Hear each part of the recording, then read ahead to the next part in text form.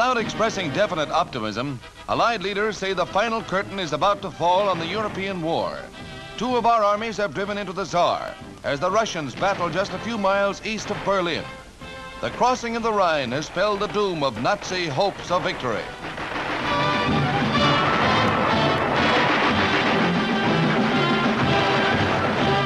The crossing of the Rohr River was a preliminary step before we assaulted the Rhine at Remagen and crossed that river for the first invasion of Germany at this point since 1805. The Germans put their faith in the Siegfried Line, but as we took key fortresses and smashed through, it was the beginning of the end.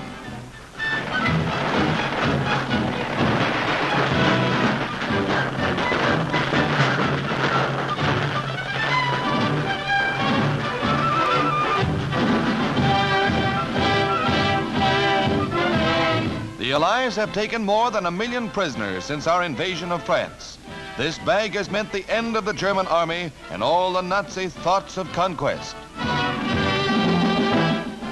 In the course of our rapid advance, forced laborers were freed from manufacturing centers that we reduced to rubble. Allied strategy called for the leveling of towns if it meant saving the lives of our boys. Supreme Commander Eisenhower joins General Simpson, commander of the 9th Army, on a tour of inspection of what was once part of the Siegfried Line at Jülich. This is one of the first places where we cracked the shell of Nazi resistance and brought the Hun to his knees. The speedy push of the Allied armies caught the Germans by complete surprise, they have admitted. And when G.I. Joe passes through town without a chance for a howdy, the civilians can only stand by and watch. Watch, for example, these 4 men about town.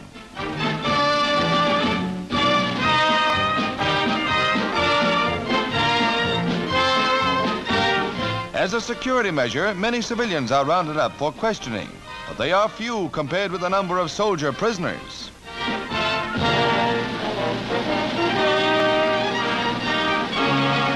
As the American troops approached Cologne, they freed countless numbers of Russian and Polish prisoners who were forced laborers under the German heel.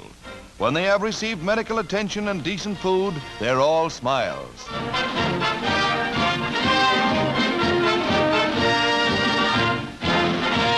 The GIs can make friends at the drop of a Nazi.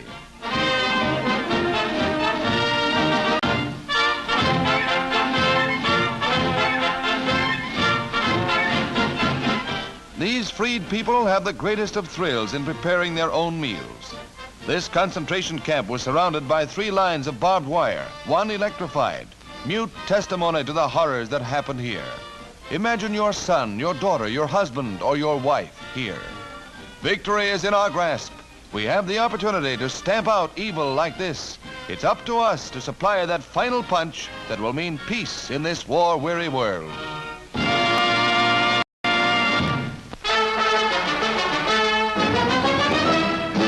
Air warfare, terrifying and devastating, has returned 100-fold to Germany. RAF Lancasters unload everything from 500-pounders to blockbusters on Pforzheim, important industrial center.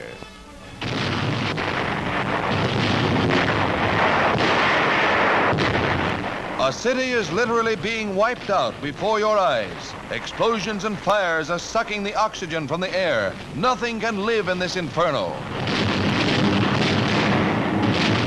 City by city, the Nazi Reich is dying.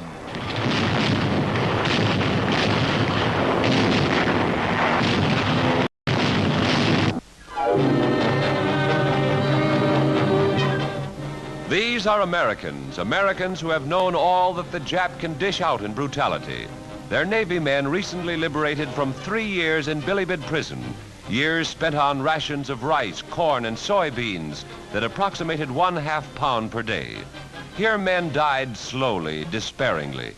Navy pictures beyond the power of words show what the Japs did.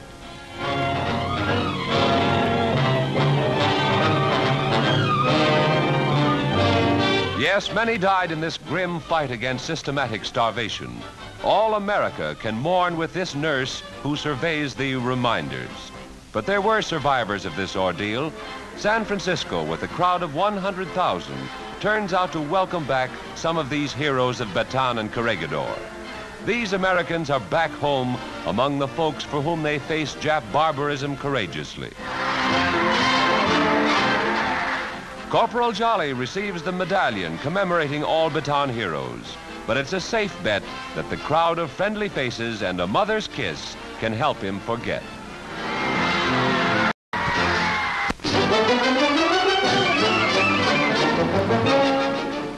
Sport parks in other sections of the country may still feel the grip of winter, but Southern California gathers at the Los Angeles Coliseum to witness a rodeo packing plenty of dynamite. These Broncos are built entirely of steel springs. And speaking of spring, it looks like an early fall.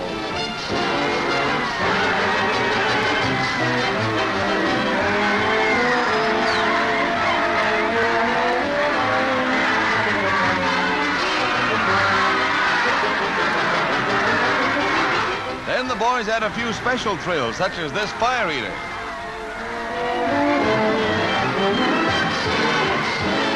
And if your pre-war model can take it,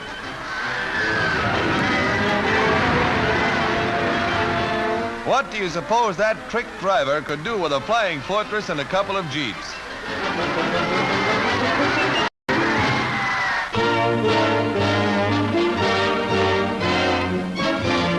Thousands of Canada's servicemen and women returning to civil life are being groomed for post-war careers in training centers all over the Dominion. Among the many useful trades offered under the plan is bricklaying, and many skilled machinists will be needed for peacetime industry.